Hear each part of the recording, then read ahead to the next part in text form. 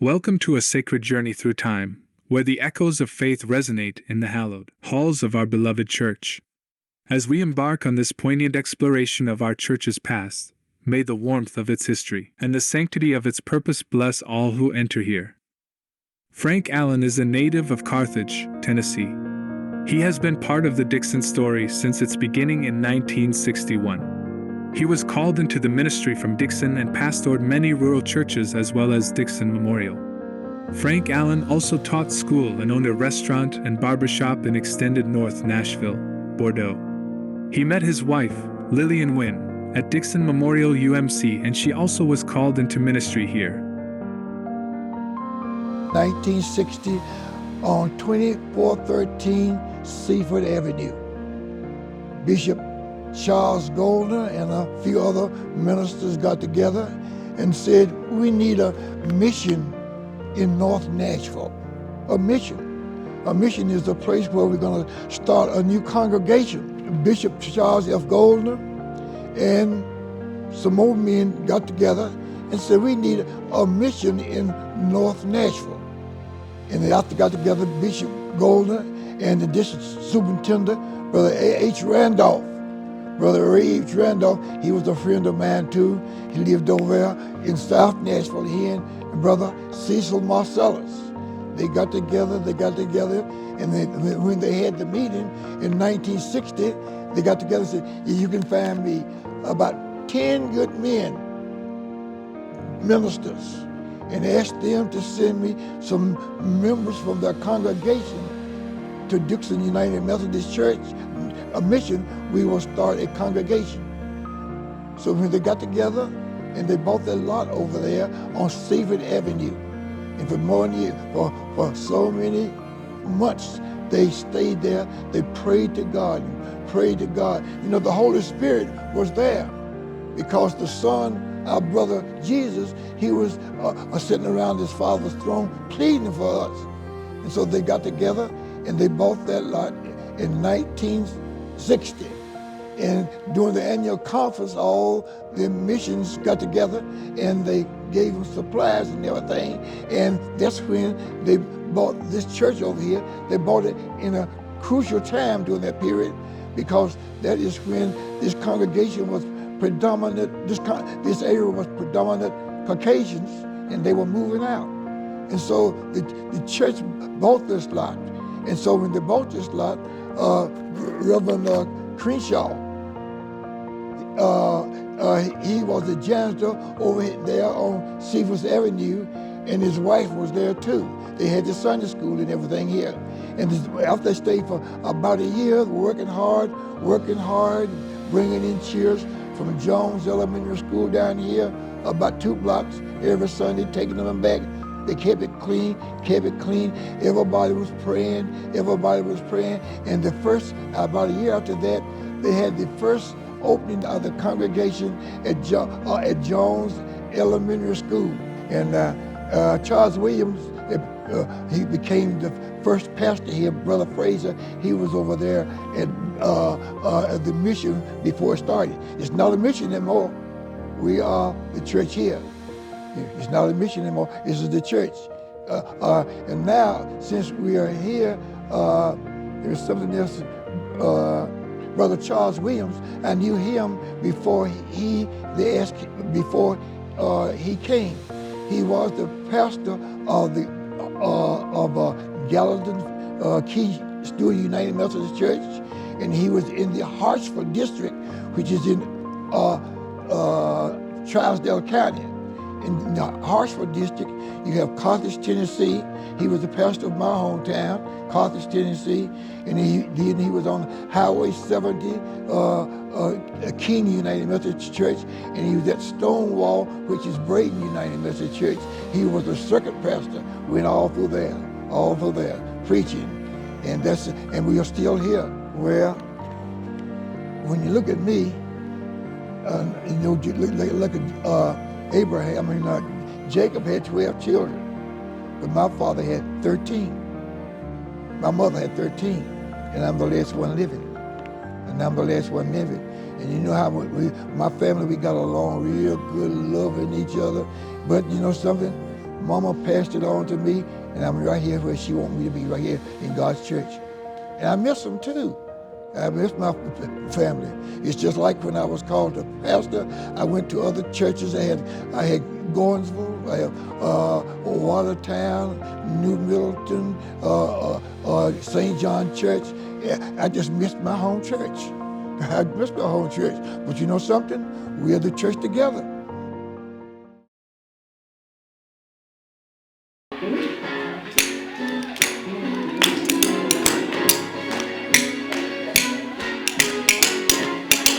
Born in 1939, Lucius Talley has lived on Nashville's north side for his entire life. His family owned a restaurant, a store, and a funeral home. He and his father were mailmen out of the Buchanan Street post office in a building now named after the late state Senator Thelma Harper. His family helped to start two historic Black Baptist churches in North Nashville, Mount Zion and Pleasant Green. He was also a security officer on the campus of Fisk University, where he met his wife, Kathleen, who was a member of Dixon Memorial UMC. Mr. Talley is a percussionist who plays the drums and the spoons.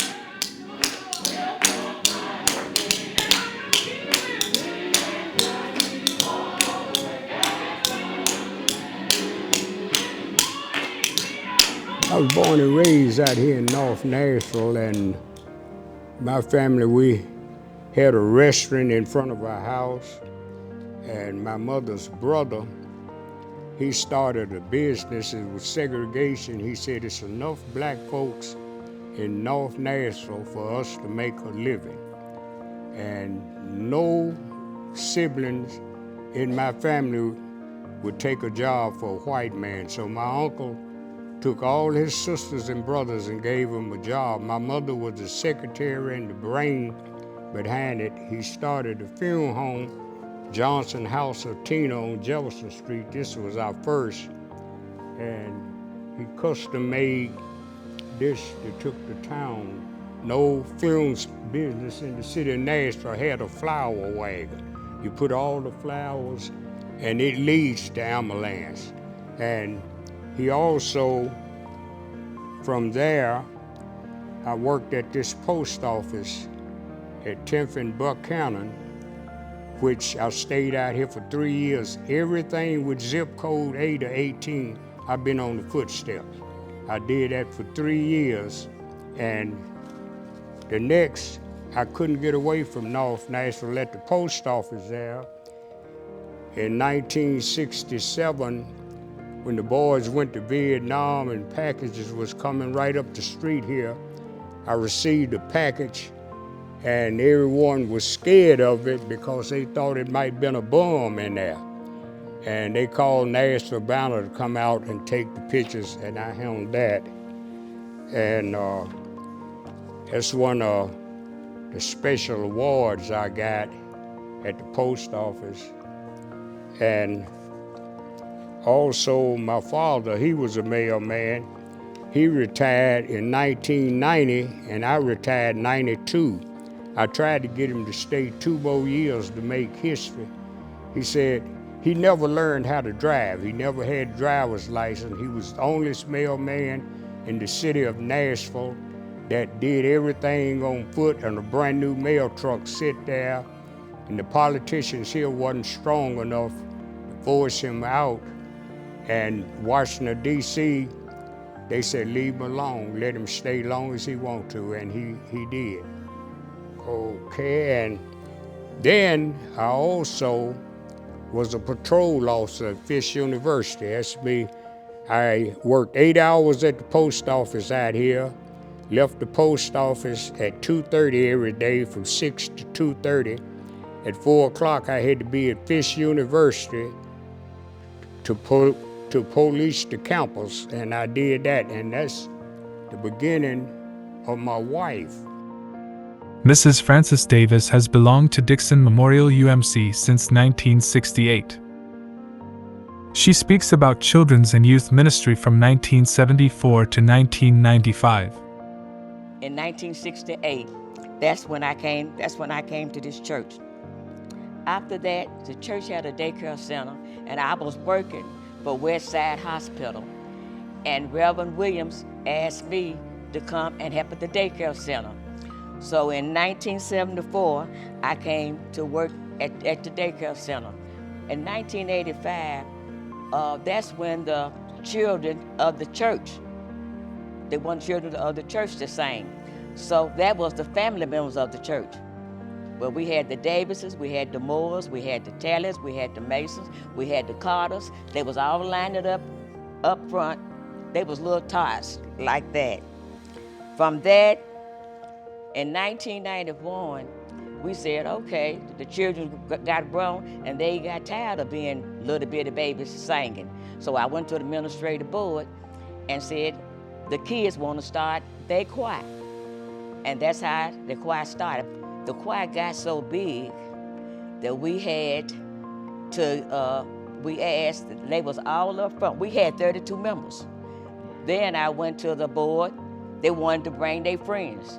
Everything we did it as a group, not me. I started off as the children's coordinator, but it got large. So then Reverend Franklin, at that time, she added Benita and Bobby Johnson.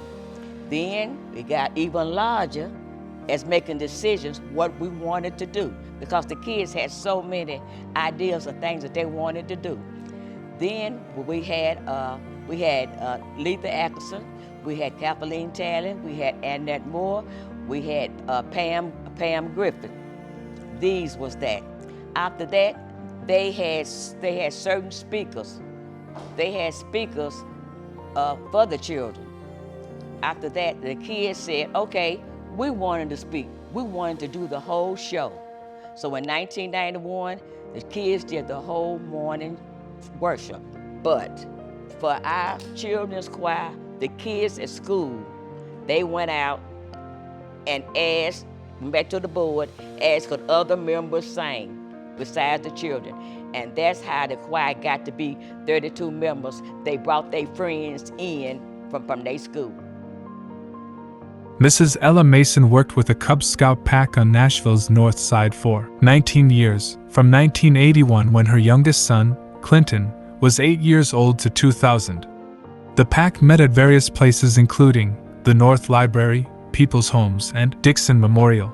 At this time we have Sister Ella Mason, and she's going to tell you what Dixon meant to her and the things that she did for Dixon. Amen. Good morning. When Clinton turned 8, I enrolled him in Boy Scouts of America. There was a Cub Scout pack number 216 meeting once weekly at the North Nashville Library, located on 10th and Monroe. I would take Clinton to the meetings, but instead of returning home, I would stay there until his meeting was over.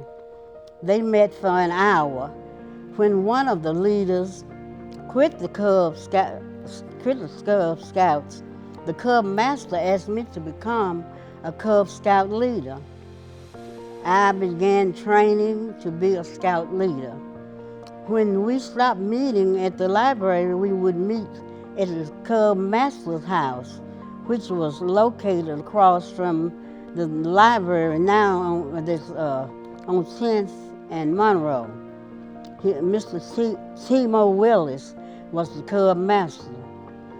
One mother refused to enroll her son in Boy Scouts.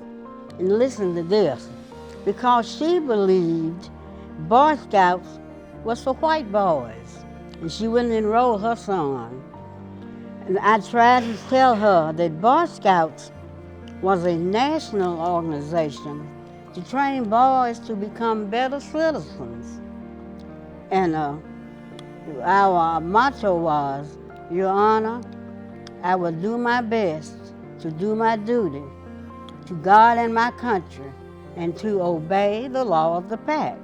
February the 8th is the birthday of Cub Scouts. Our pack would attend Dixon Memorial, and they were given permission and time to perform here at the church service. We marched several times in the CSU parade and in the Veterans Day parade. Once when we were marching in the Veterans Day parade, one of the smaller scouts. He was so tired and so small that Clinton picked him up and put him on his back. And the parade marchers let out a big cheer. And they thought that was so nice of one of the scouts helping out the smaller scout. And I may embarrass him, but it was James Moore who got too tired. He was so small. he was so small and he got tired. Because we marched in, you know where the parade started, way down West End and all the way to 8th Avenue. So Clinton picked James up and put him on his back. I worked 19 years as a scout leader. Reverend Neil A. Hicks is an ordained deacon in the United Methodist Church. She lives in the neighborhood of Dixon Memorial and specializes in communications. Reverend Hicks is promoting Triumph Over Trauma, a peer counseling program which has helped people in African communities and in American prisons process their trauma. Dixon hopes to become a hub. So I'm really happy to be here. I'm Reverend Neely Hicks. I live 1 block over in a duplex that was built in 1934. That's what's happening in this neighborhood too. And the gentrification, you can almost have a flash of excitement over, oh, we're getting some pretty new buildings, some new businesses. But then you see the old homes that are demolished and the people who lived there affordably just cast out. That's what happened in the 61st neighborhood, and so the people there ended up in Smyrna, in White Bluff, in all these different places. And when it closed, I just asked the conference if I could keep the bus, and I would bring the people who wanted to stay together to a new church. I'm a deacon in the Tennessee Conference, so as a deacon, I get to choose my church appointment. So we went to different churches and we found a similar heart at Glencliff United Methodist, where they're building the houses for medical respite for homeless people. During this time, I also was working at United Methodist Communications, and I served there for about 10 years. And at United Methodist Communications, I traveled around the world through Africa, to different parts of Africa, to Haiti, throughout the Philippines, and I helped set up communication systems that would work in rural areas using solar power, using ham radio, which is an old technology but can warn people about typhoons that are coming, with clergy being equipped. And in Africa, we used communications to prevent diseases like Ebola and malaria. I've retained all of those relationships through the internet, and found at some point along the way, I was at what's called the Mama Lynn Center in DR Congo, which this conference contributed to building for women recovering from the effects of war. And I was seated in the back of a classroom in Kindu, East Congo, and I just looked around the room and started observing all the women who were there together. Now, these women, had it not been for trauma in their lives, would probably have never known each other, because classism, tribalism, like all of that stuff, it exists the world over. But these bad things they had experienced brought them together, because you know what?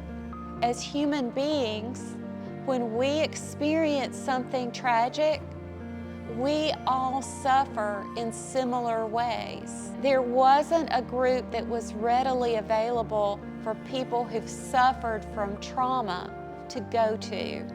And so I found a model that was being used in state prisons. And I thought, well, why should people have to wait until they get to prison to understand the effects of trauma. I teamed up with the people who created that model, and now I'm bringing it to congregations so that congregations, wherever we see a house of prayer, we can turn it into a house of healing. When I was asked what ministries can make a difference in North Nashville, you know, there's a lot of programs that do focus on the outside. Let's have a food giveaway. Let's do a clothing giveaway. And those things are needed. Without them, our bodies cannot survive. But without care for the mind, we are fighting an uphill battle. And I believe God's calling us to go down to the river and pray, and to also then be sure to look out for how we can see more deeply than the outside, but see the inside of one another, meet that, tend to that, and help people live their very best lives. Mary and Bobby Johnson joined Dixon in 1966. They raised their family in the church and continued to be active members and leaders. We joined this church in about 1966. We got married in 63, and this past Tuesday we just celebrated 60 years. Anyway, we got married in 63, and 64, we were looking for a house. The real estate agent took us all around Nashville looking for a house, trying to buy a house for our family. At the time we had one child. We ended up on 1910 15th Avenue North. I was a member of a Baptist church. Bobby was a member of a Methodist church. I didn't want to go to a Methodist church, and he didn't want to go to a Baptist church. But we wanted to serve the Lord. We searched around and went to a Baptist church, and we didn't have a good experience, so we didn't go back. His aunt, which is Della Hayes, was a member of Gordon Memorial. And we was at her house one day, and she said, there is a new church on Buchanan Street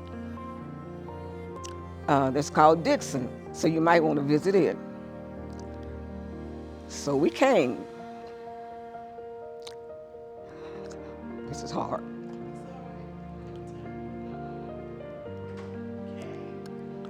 We came from day one, we felt welcome.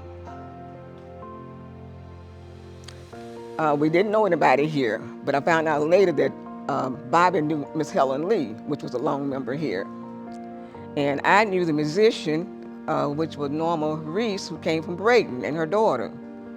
And we just became like a family. We joined the chancel choir. It was called the chancel choir at that time. That time, I think we had maybe 20 members in the choir. Reverend Allen was a member of the choir. And we would go places and sing and go to, not concerts, but teas and everything, most of the time. And we were just like one big happy family. We had many various activities here. We had the United Methodist Women. We had the Sunday school for all ages. I taught Sunday school, Bobby taught Sunday school. The Gooches, I have a picture up here of the Gooches. The Gooches was one, along with Mr. Reverend Allen, one of the oldest members also. They took us in and reared us in this church. And under their direction, I guess we became members that we are now. Wilma Davis was here, but she was younger. Richard Davis was younger. Kathleen was younger. Montez came along later, and James. They came on, they were the teeny boppers, the teeny ones. But we would take trips together. We'd take trips out of town, bus trips. We had picnics. I've got pictures of where we were fellowshipping here. Miss Helen Lee, which was Miss Moore's buddy, I've got her here. I've tried to get a variety of pictures. I've got pictures where we had our first, well, wasn't first, but Black History Month celebration with the women dressed in old-fashioned clothes. I've got pictures of a tea I think we had. We celebrated Hawaii, And our theme was Aloha. And I've got pictures of women dressed in Hawaiian outfits. Many pictures of children, our children's choir. We've had a young children's choir. We've had a young adult people's choir, and we had the chancel choir. So we actually had 3 choirs here at one time. One time, the community was predominantly black. When we moved in the area, it was half and half. And over time, it became dominantly black, and now it is changing. There's a new generation of younger people coming in. And even though the older people have moved out, we still want to focus on getting new members in, the younger members in the community. There's still some here, but our focus is just bringing anybody in, no matter what color you are, nationality, anything. We just want you to come here and worship God. So that the story of Dixon Memorial on the north side will live on and also encourage and show how the community works together and can continue to work together. Amen.